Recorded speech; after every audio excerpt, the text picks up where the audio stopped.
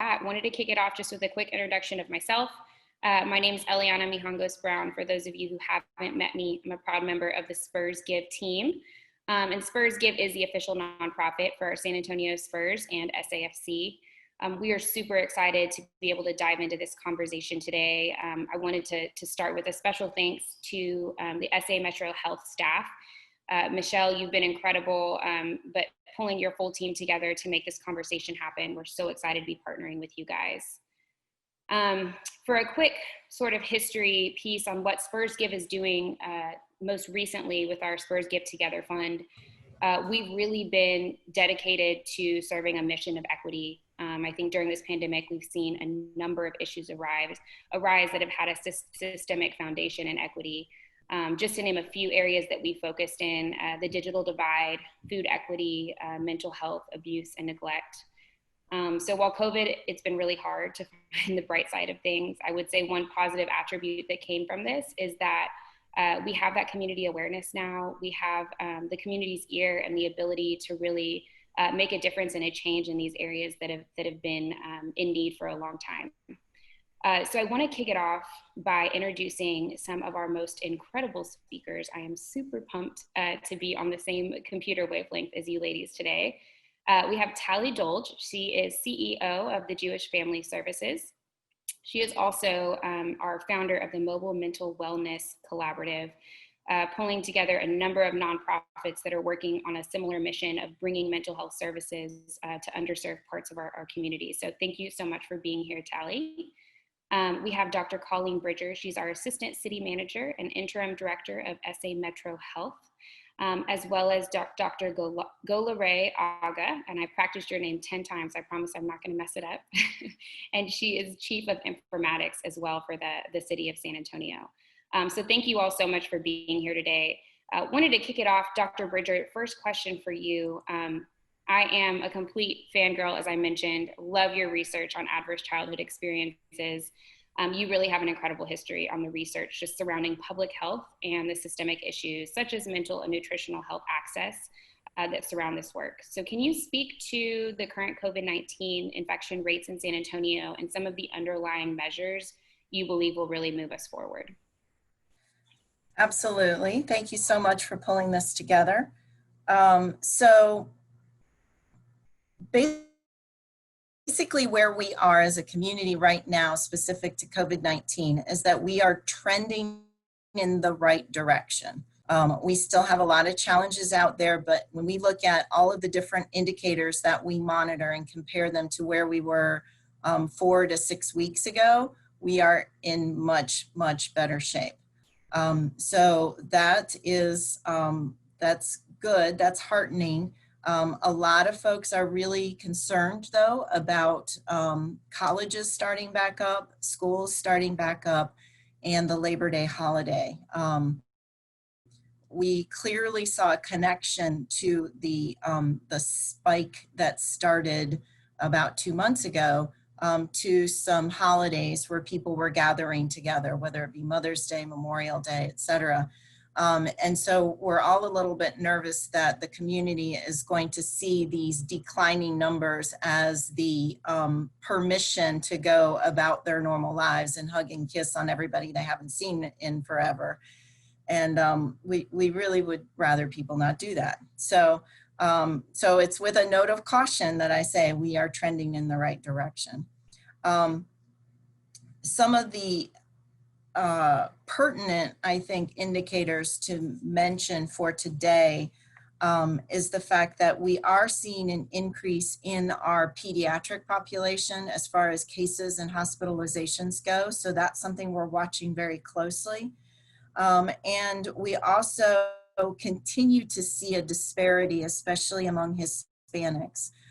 When you look at the percent of cases in the community, 75% of our cases are among our Hispanic population, who only make up about 60% of our total population. So that is something that is worrisome to us, and I think pertinent to the discussion that we're going to be having today. And then to kind of wrap up my first bit of comments, you mentioned my favorite thing, so I do have to talk about it for a second. you mentioned adverse childhood experiences.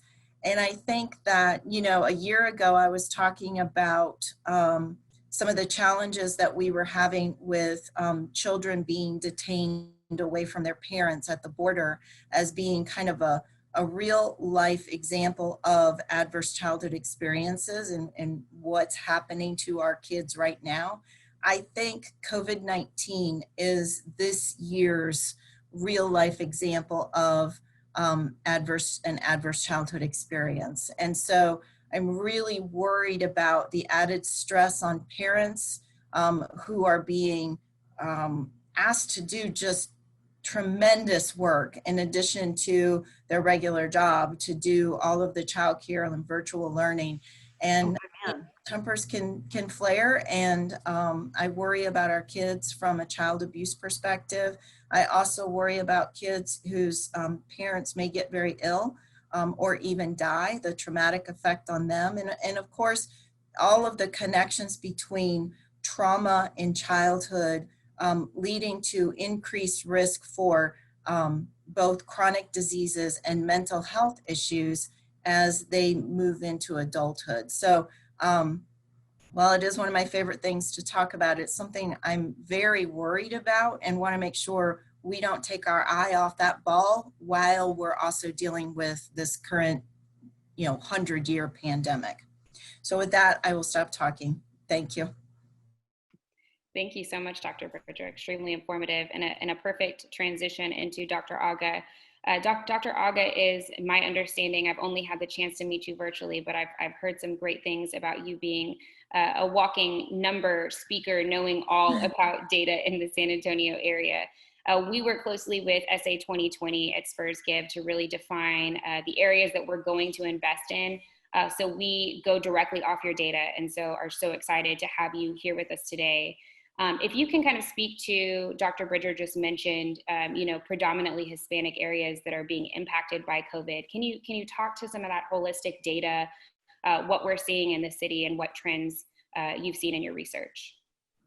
Absolutely, and thank you so much for having me. Yeah, I am gonna echo a lot of what our wonderful Dr. Bridger says. So one of the ways I wanna start is that, as many of you know, in public health, for the longest time ever, we've been talking about and showing data on the fact that those who are socioeconomically disadvantaged, with respect to education, income, poverty levels, are always experiencing worse health outcomes for a myriad of health outcomes. In addition, there are always racial and ethnic disparities in the health outcomes that we're very familiar with, including diabetes, including some of the health outcomes such as heart disease, kidney disease, cancer. And we see that for outcomes as well as mortality. So one of the things, for example, I want to give an example on before we show some of the slides we have, is that basically when we compare Hispanics, non-Hispanic whites, and non-Hispanic Blacks for some of the leading causes of death, non-Hispanic Blacks have the highest mortality rate due to heart disease, cancer, and stroke. And this is when we look at men as well as women. Now, with COVID-19, we have, for the first time, well, not for the first time, but we have this economic and health disaster on our hands. And we find that more people are finally paying attention to all of these disparities that we've always been talking about and we've been pointing out, because in effect, they are playing out with COVID-19. So with that, I put together a couple of slides that I want to show everybody and for us to go together through. So I'll ask Sita to please pull up one slide that shows the Bexar County map side to side. All right, so first, before you zoom in, let's look at it all together with both the legends and the map. So on the left with the green, blue, the green, turquoise, blue map, we have our map of equity score by zip code. And this is due to the wonderful work of our Office of Equity and the new equity report that they've just also put out as well. What the equity score is the higher the number on the score, the higher the concentration of both people of color and low-income households in that zip code, correct? So in the center of the map, you'll see a lot of darker colors. like turquoise, dark blue, and then the darkest blue. And I've also highlighted them with a red outline. And then comparatively on the right, you'll see that a quick map that I put together based on the latest data, and this is subject to change, right? Because the COVID data changes daily. The percentage of cases that are hospitalized per zip code. So in effect, it's a measure of disease severity, right? So for each zip code, what percent, how many cases do we have? And of those, how many people were hospitalized, right? And the darker the color, the higher the percentage of cases that were hospitalized. And now if you want to zoom in a little bit, if it's possible, we'll look at that central area and we'll see that for both the left and the right, those two measures correspond for a lot of the zip codes, correct? So for example, for zip code 78202, 78207, you'll see that it's dark on the left map, which means it has a high equity score, which means it has a higher proportion of those who are people of color and who have low income. And then also on the right with the disease severity, particularly for 78202. So this is something I want to point out where according to region, we see racial and ethnic disparities as well as socioeconomic disparities intertangled with regional disparities. So it's a lot to digest and it's preliminary work and the rates are always changing, but basically what we see that these maps show that socioeconomic disadvantage and racial disparities play out when it comes to COVID disease severity. And then I also want to show the next slide that I have to show you that speaks to disparities. And this goes a lot with, what Dr. Bridger said about, nutrition and adverse experiences and disparities in health outcomes. Here you'll see one of the slides that we had put together in our latest diabetes report. And first of all, what do we know about COVID-19 and risk factors that are for severity? Diabetes in San Antonio right now is one of the biggest comorbidities that determines hospitalization. Based on data as of last week, about at least 60% of those who are hospitalized because of COVID have an underlying condition. And the overwhelming majority of that is diabetes. So let's look at the disparities in diabetes. This bar graph shows the basically acute diabetes hospitalization rates and diabetic amputation rates according to race ethnicity.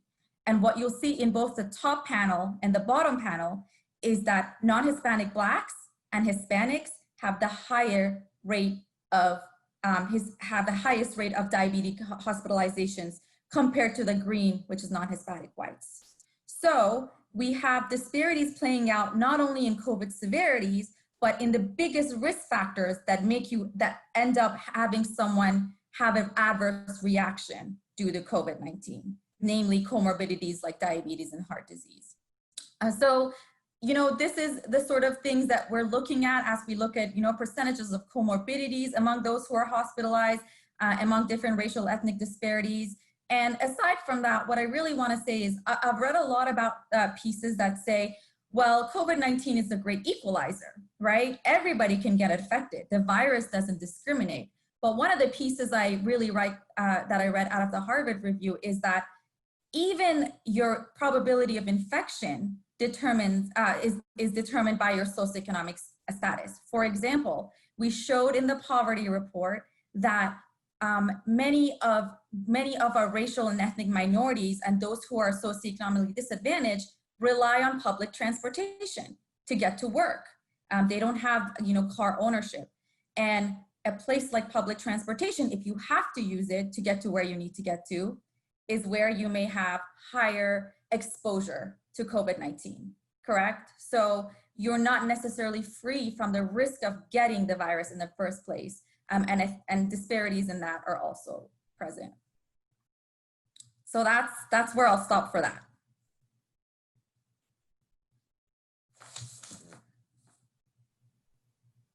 Awesome. Thank you so much, Dr. Aga. That was extremely informative.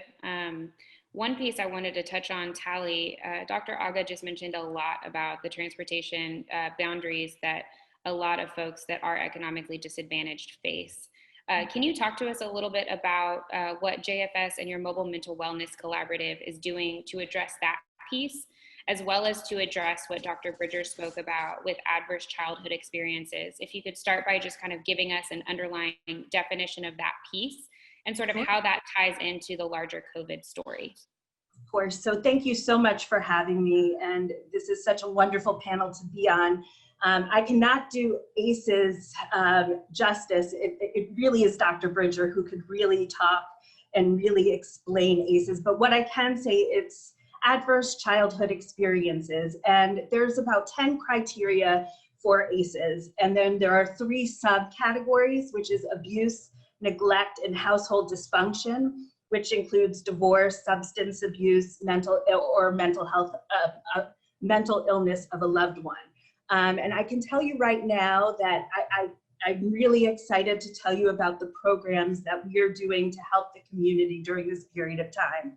But ACEs, if you have more than one ACEs, you are more than likely to have some physical or mental health issues down the line. So I want to talk to you a little bit about that. Some of the physical challenges that you may experience if you have more than one of the criteria. You may experience anxiety, you may experience depression, you may experience stroke, heart attack, diabetes. So all of these things actually are encompassed in the ACEs and what the criteria is. But I want to tell you a little bit about what Jewish Family Service does, and also I am so proud to talk to you about a collaborative that's happening in the city in order to help provide services to students in the schools from a community mental health agency standpoint. So Jewish Family Service, if you do not know what it is, we've been around for 46 years. We provide mental health, social services, and senior services to anyone in need. We have a north side and a south side location, and we provide these services at a sliding scale fee. You do not need to have any kind of insurance. We actually have provided services, our psychiatric and our clinical services to anyone in need, as long as you can pay anything. And if not, we do have some federal programs that will pay your full amount. So anyone right now can receive mental health counseling. And you realize that during this period of time, the need for people to get this help, and we'll talk about that in a minute. But I am also, as I told you, a part of the San Antonio Mobile Mental Wellness Collaborative.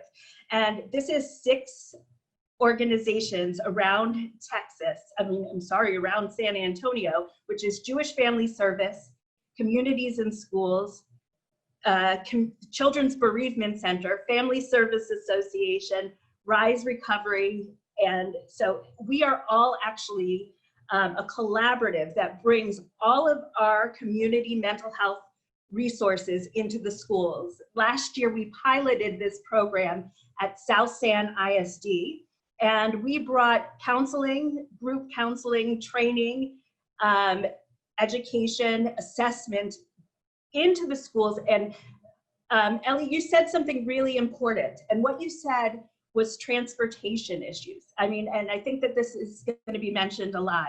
And this is why we're doing this, because a school is a community setting, and we are bringing this out of our offices and into the schools. So it will make it much more accessible to anyone who wants to get mental health counseling or anything, or education, or any kind of group or wellness understanding. So that's really the gist of the program as a whole.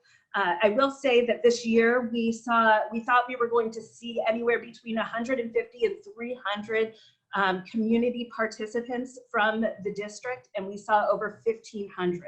The need for mental health care is exorbitant at this time. We have 2 other districts that we are going into. We are staying on the south side. We're going into Harlandale ISD, and we're also going into Edgewood. And everyone is really, I think there is a shift. There is a shift in the understanding of the need we have prioritized physical health for so long, and we really have, I don't feel we've neglected it, but we really haven't looked at the need for understanding and the need for services in mental health care. And right now, I think COVID is bringing to light a much bigger picture. Like Dr. Bridger said, everyone has experienced probably one now of the ACEs scores because of this COVID-19. Kids are having to learn in a different way. We are having to, our brain development is different because of this right now. We are seeing a rise in suicide rate. So I think we really need to get a hold of and really work together to destigmatize mental health and to really say, like, let's normalize it. Let's normalize this conversation finally. We all deal with mental health issues. And so I just want to make sure that we are putting them on exactly the same page, because if you are not dealing with your mental health, you are actually not dealing with your physical health. So that's the message I want to say. And every single one of us right now has a mental health impact from the COVID-19. Love that. Absolutely love that. I think for Spurs Give, the transportation barriers is something close to our heart and a piece that we keep a real focus on as we build out a lot of the youth sports and holistic health programs that we have as well. So I appreciate you mentioning that. Wanted to open a question up for everyone. You know, I think this is somewhat of a hot topic, but as we look at transitioning back to school, as you mentioned, Tally, it's going to be a high stress time for parents, for teachers, for kids. And what was a normal school setting is not necessarily going to look the same. My sister's a teacher, and she's, you know, shared with me her own level of anxiety of, you know, having to face kids in a mask, and how do you teach them spelling and language and all these things when your mouth is covered, right? Just these different new ways that we're connecting. So if you could speak to it, maybe Dr. Bridger, we could start with you. What are recommendations you have that you're sharing with the public now around this transitional period? So right now, the primary recommendation is to try to hang on for maybe 6 more weeks in this virtual learning environment. If we can get our positivity rate down below 5%, the risk of transmitting COVID in the school environment plummets. So right now we're a little over 12%. If we can get it below 5%, I think we'll be in much better shape. So, you know, to tie into the theme of mental health and stress associated with having to do virtual teaching. My son is a teacher, so I know how stressful that is. Virtual learning, having to simultaneously do your full-time job and become your child's teacher is, and not, I mean, yes, there is still a teacher involved in the work, in the conversation, but there's a lot more hands-on work that needs to be done by parents. And so recognizing that amount of stress is, I think, the first step in being okay with the fact that this is a high stress situation and cutting everybody a little bit more slack. Making sure that, you know, if your child doesn't make his bed in the morning, that's okay. On your list of battles that you need to fight with your kids, making his bed probably doesn't need to be on that list right now. Putting on his shoes no longer needs to be on that list, right? That's one of the advantages of virtual learning.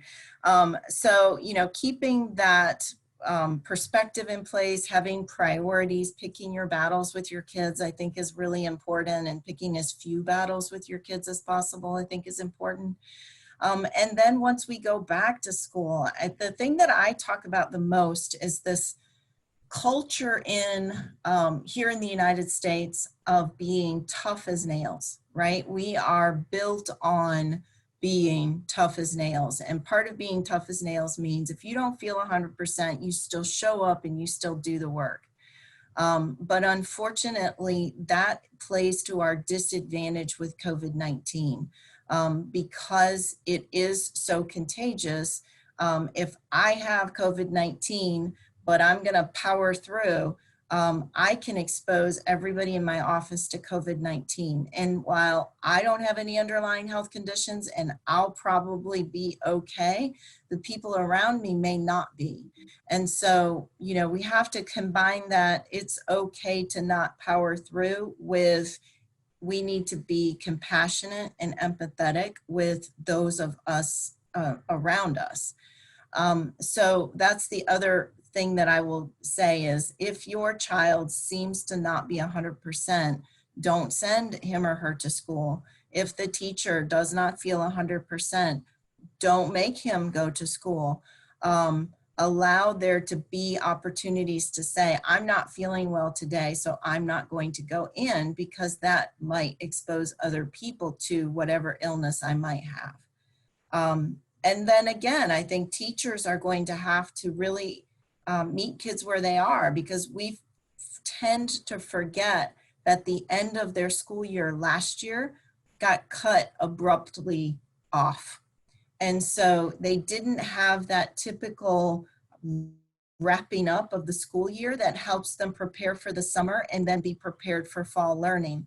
And so teachers are going to need to take that step back and meet kids where they are, figure out where they are, and get them to where they need to be in a very stressful environment, but in as gentle a way as possible. So I guess that's where I will stop and let our other esteemed panelists weigh in. I think one of the other messages that we should also have, and I love what Dr. Bridger said, it's okay to not be okay. And I think one of the messages, if you do have children, it's showing them and expressing to them that you don't have the answers right now, that none of us do. I think there's a vulnerability that we all have during this period of time that can actually be very beneficial to a child's development, is by being able to say, I don't know the answers. I don't have a roadmap. I am here and I'm learning with you. So it's being in that same place with a child. And also, one of the things we want to look at is the teachers, the administration, and of course, the parents or grandparents raising kids during this period of time, and understanding that their mental health is just as imperative, if not a little bit more important, to help a child cope with what's going on right now. So you really need to look at the other things that we are doing as a community to help support our teachers, our administration, and the parents and grandparents on how to make it through this. What kind of self-care things can they be doing? What kind of mental health resources are there out there for them to explore? It's not just about the kids right now. And if you're not taking care of yourself, you're doing a disservice to the people around you. So that's a huge piece that I want to continue to say. And the fact that we don't have a roadmap and we're all in this in a very strange, complicated way together. Absolutely. You almost have to put your mask on first, right? Like they say in the airplane, put your mask on first and then the person next to you. I have to say, I actually stole that from Brene Brown, so I can't take full credit, but I do love that piece. Dr. Aga, anything else you wanted to add to that? Sure. So I'm definitely not a school expert or a mental health expert, and I would first say I'd like to echo exactly what the other two esteemed panelists said. But just to share my thoughts very quickly on what comes to my mind, I would say I would for sure echo what Dr. Bridger said about hanging on as long as we can, and doing it as virtual as long as we can to get that positivity rate down so that we're in a good, stable place without it then jumping back up because we felt safe too quick too soon. And I guess another thought that I have is thinking about, if we're in this new world now where there's going to have to be a lot of different ways in which we do learning in school, really coming back to that digital divide and talking about what it entails to do virtual learning and how to equip everybody to be able to engage in that in the best way as possible. And another thing I think, and I've seen some of the articles in, what other countries like Singapore and stuff are doing, is thinking about creative ways to do teaching and talking and learning in spite of COVID-19. So if we were to have to go back at a 25% capacity, what are some creative ways in which you can lay out the room or lay out the spaces? I've seen the little butterfly like wings on everybody to make sure you have to keep 6 feet distance. Or also thinking about ways to use this as an opportunity to get creative with learning. And the last piece is, I mean, this is a no-brainer, but talking a lot about mental health. So when you're back to school, having the first session be about like, let's talk about COVID, kids. Like, how is your mental? What are your thoughts? So making it a topic to discuss. We do a lot of learning together about this new disease and new pandemic and the moment in history, and make the young people realize that and engage them in talking about mental health and COVID and, you know, the data, anything where you're just using it as a tool to keep them engaged and distracted away from the negative effects of it. The science, I don't know, you know, so that's my thought. Let's talk about the science of COVID-19. We all learned something new from a pandemic. Our education goes up. Absolutely, absolutely. Well, I will open it up now if anybody else has questions. I've gotten just a couple so far, but wanted to encourage you all, feel free to turn your camera on and unmute yourself if you'd like to ask a question, or you can send it directly in the chat box. First question that we have up, how has data been innovating, and what sorts of new innovations have we seen throughout the city and in the nonprofit sector? So basically, going off of what you just mentioned, Dr. Aga, what other innovations have we seen? And I'll open this up to all panelists throughout the city that have been noteworthy. So the question again is innovations in terms of data and addressing disparities. So can you maybe repeat? Sure. Just talking through, like, is the public more engaged with data? Okay. So we had to innovate to sort of meet that need now that they're. Oh my God, yes. And I've talked about this on the Alamo Regional Data Alliance thing that they had too. So I'll repeat a lot of what I said there. So honestly, as a person who's always been in data and epidemiology, I would say I have never witnessed this much public engagement, interest, and sense of urgency with respect to data. And that's actually pretty amazing. This level of civic engagement in data and data-informed decision-making is actually, honestly, in my opinion, unprecedented. So for example, you know, as one of the main data people, I have gotten countless data requests from the general public. Many of the emails have said, please provide us this data because we want to use it for our decision-making to open our business or to our churches. I really want to see the data firsthand about this particular thing because I want to know whether I should send my kid back to school. So definitely the level of engagement we have based on people looking at our data dashboards, our maps, and requesting even more and more information, to me, it's unbelievable and it's unprecedented. And I correspondingly think about the fact that we've never had to collect, process, and disseminate this much dynamic, complex, and vital data at such a fast pace, usually a daily turnaround. And I will say it's been equally challenging and invigorating, but it really has made us revitalize our commitment and sense of responsibility for producing relevant, timely, and meaningful data for the public. And most importantly, like the theme goes for this panel, providing data that speaks to the disproportionate effect of COVID-19 on certain communities and those that are socioeconomically disadvantaged. Dr. Bridger did talk about the fact that Hispanic Latinos are disproportionately affected, right? About 75% of Hispanic Latinos have been infected to date with COVID-19 as opposed to making up 60% of the population. And based on our latest data, the same goes for hospitalization. Based on data from a few days ago, 70% of those who are hospitalized due to COVID-19 are Hispanic Latino. Correspondingly, they only make up 60% of the Bexar County population. So it's been invigorating, it's been amazing, and it's been challenging at times because the data and the data-informed decision-making are very much tied to economic and political decisions. And you know, it is challenging, and there's a lot to go through and communicate. But definitely, I would say it has skyrocketed the interest in data and the interest in open data. And again, I point you to our open data portal, where a lot of people ask, where can I download the data? I'd like the spreadsheet for myself. So the business in data is good. Wonderful. Other panelists, any other comments? I want to pipe in a couple of things. One, this is why we love Dr. Aga, because of her enthusiasm for data. She slipped her tongue a little bit though, and I need to clarify something. It's not 75% of Hispanics have had COVID. It's 75% of our cases are Hispanic. Sorry. Yeah. So I didn't want that data point getting out into the universe. So just wanted to clarify that.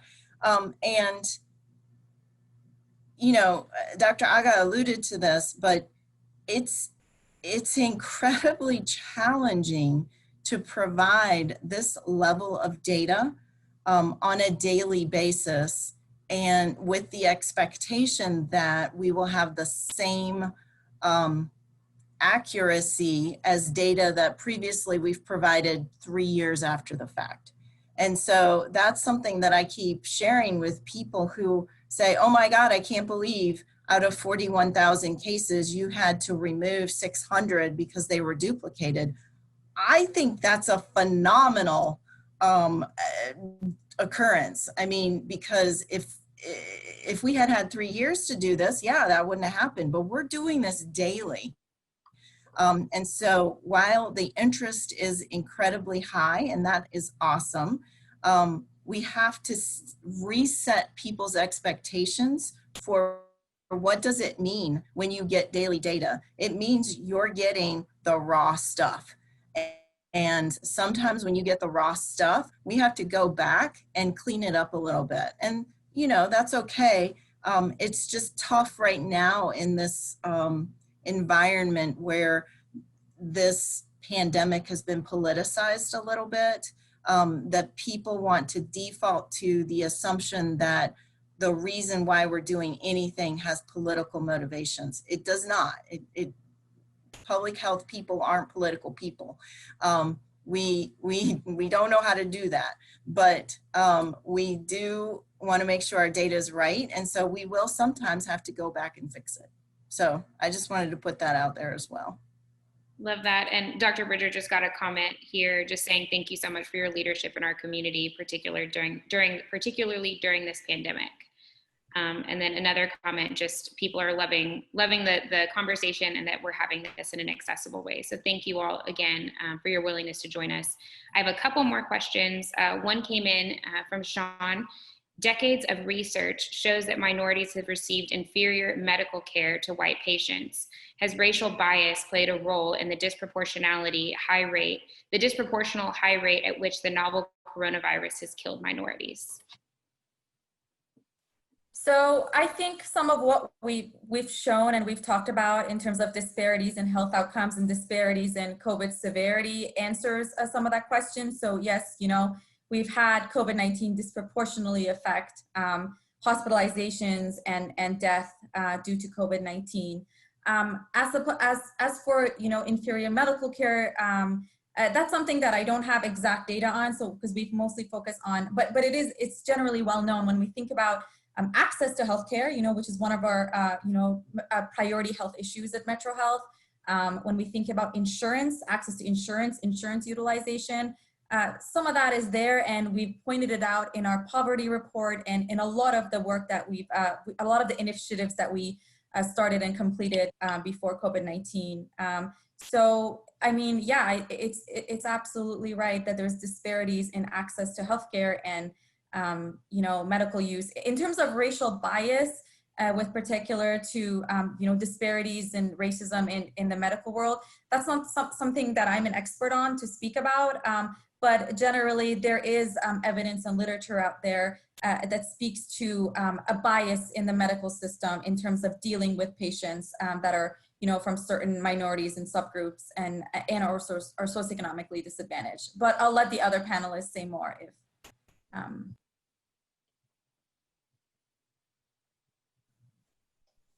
I think there's a huge economic disparity in mental health. I think there's also an education disparity. I think people don't understand enough, and I don't think we've educated our entire population enough on what resources are out there.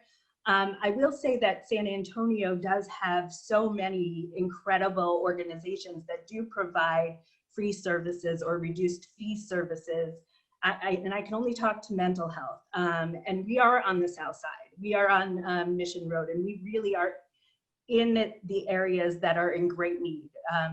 But I think there's absolutely a racial disparity. I think there's also the fact the transportation issue is still very huge. I think we're going to keep bringing that up in terms of how accessibility to any kind of healthcare right now. And we really have to find a way, especially during COVID, where people are using public transportation in order to make this a safe and a viable source for going to get the proper treatment, whether it's physical or mental health during this time. I guess I'm just going to weigh in with a more direct answer to your question. So your question was, has racial bias played a role in the disproportionately high rate at which the novel coronavirus has killed minorities? Yes. There's no way around that. And that's not a criticism of our doctors and nurses who are working tirelessly to deal with everybody who's showing up in the hospital. But research has proven time and time again that we have unconscious biases that affect how we interact with people who are different from us. And plenty of research has shown that, African Americans are less likely to be hospitalized with the same symptoms as a white person. So unequivocally, yes. And that's something that we need to simultaneously deal with during this pandemic, but also work on the long-term systemic changes that need to happen in order to address that, because it's unacceptable. Thank you all for that feedback. I also wanted to share just a quick comment from Joanna. She's joining us from the San Antonio Clubhouse, and they have some mental health boot camps, quick wellness camps, they're calling them, and they're able to create curriculum both in Spanish and English. So just offering that out in case anyone has that interest. If there's no other questions, plenty of thank yous to the speakers. We will wrap it up. Panelists, any last comments or thoughts?